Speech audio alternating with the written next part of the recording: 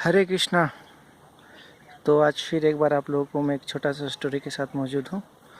तो हमने बहुत बार सुना है कि वी कैन डोंट जज बुक बाय कवर। तो इसका बेस्ट एग्जांपल एक आता है ईश्वर चंद्र विद्यासागर के ज़िंदगी से। तो उस समय ब्रिटिशों का राज था। तो एक बार क्या हुआ कि ईश्वर चंद्र विद्यासागर को एक बार फंक्शन में इन्वाइट किया गया, जिसमें बहुत बड़े बड़े लोग आए हुए थे, है ना। ब्रिटिश के बहुत बड़े बड़े ऑफिसर, गवर्नर सब लोग पहुँचे हुए थे।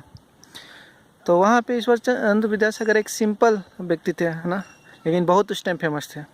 तो एक सिंपल इंडियन थे, तो धोती कुर्ता, है ना, ऐसी सिंपल ड्रेस में वो पार्टी में जब जाने ही वाले थे कि उनके दरवाजे पे रोक दिया गया। और वहाँ पे गार्ड पूछता है कि आप कौन हैं, आप अंदर नहीं जा सकते।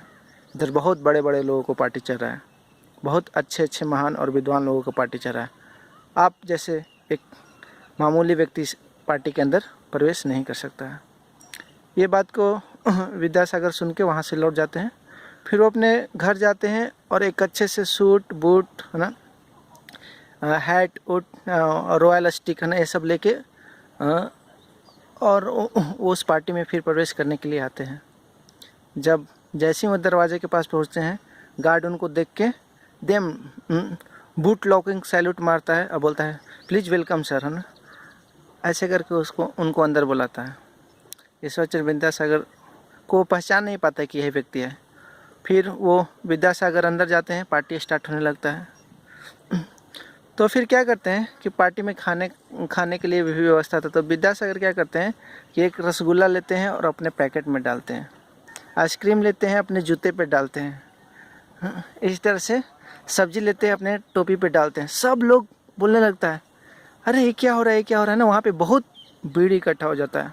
हाँ, जितने भी पार्टी के लोग थे वो ईश्वर चंद्र विद्यासागर को देख रहे थे कि ये व्यक्ति क्या कर रहा है। और जिसका पार्टी था वो वहाँ पे आता है और हाथ जोड़ता है। वो एक ब्रिटिशर ऑफिसर था, हाथ जोड़ के बोलता है कि सर आप ऐसा क्यों कर रहे हैं, है ना।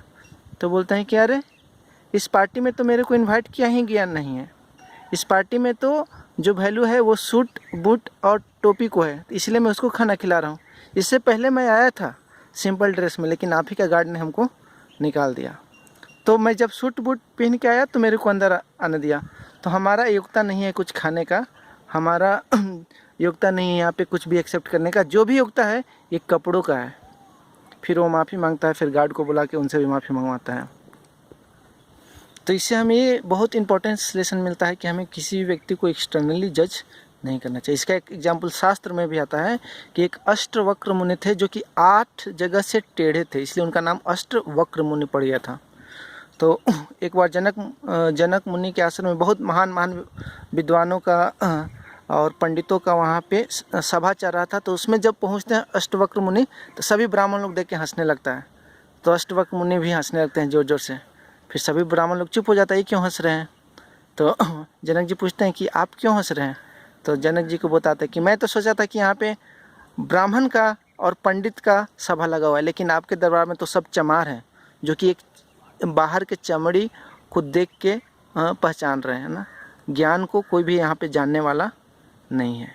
ठीक उसी तरह से आज भी बहुत लोगों को लगता है कि इंडिया के लोग जो हैं वो अंधविश्वास में रहते हैं, अनसाइंटिफिक है ना। उनको साइंटिफिक थोड़ा होना चाहिए।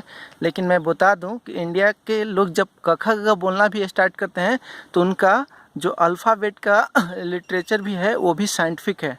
जैसे क ख ग घ कंठ से आता है, छ छ ज झ यहाँ जीभ से आता है, प फ ब भ म लिप से आता है। तो ये धीरे धीरे एक प्रोसेसिंग वे में आता है। लेकिन ABCD आप बोल के देखिए, ABCD किधर से आता है कुछ भी पता नहीं चलता है। तो जो हमारा संस्कृति है वो 100% साइंटिफिक है। तो हमें अपना संस्कृति से लव करना चाहिए, एक्सटर्नली जज नहीं करना चाहिए और अपने संस्कृति को बचा के रखना चाहिए।